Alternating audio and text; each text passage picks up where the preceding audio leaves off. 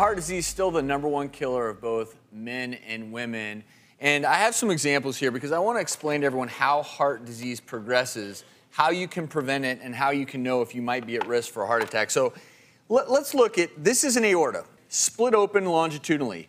Do you see how smooth that surface is? This is not someone who died of heart disease. It's like the inside of a garden hose. Let's compare that to this.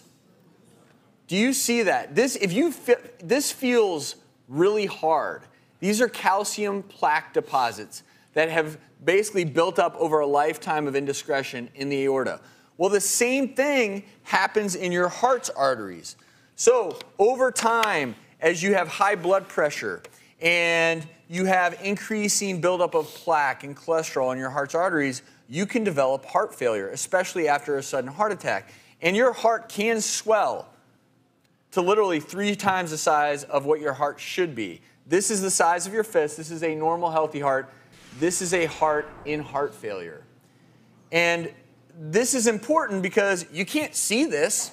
You can't see your aorta developing these plaques. You don't feel that.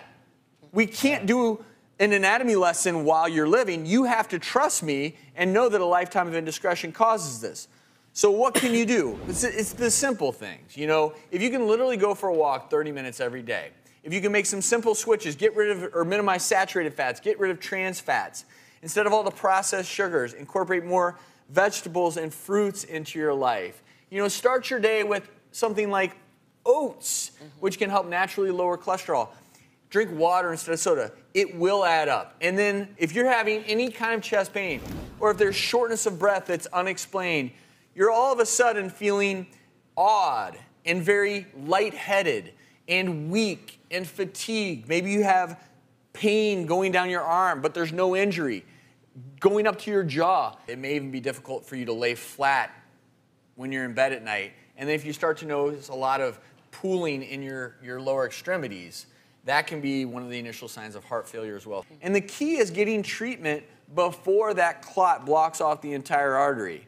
Once that entire artery is blocked off, your heart gets no blood flow, gets no oxygen, and that's when a heart attack can become fatal.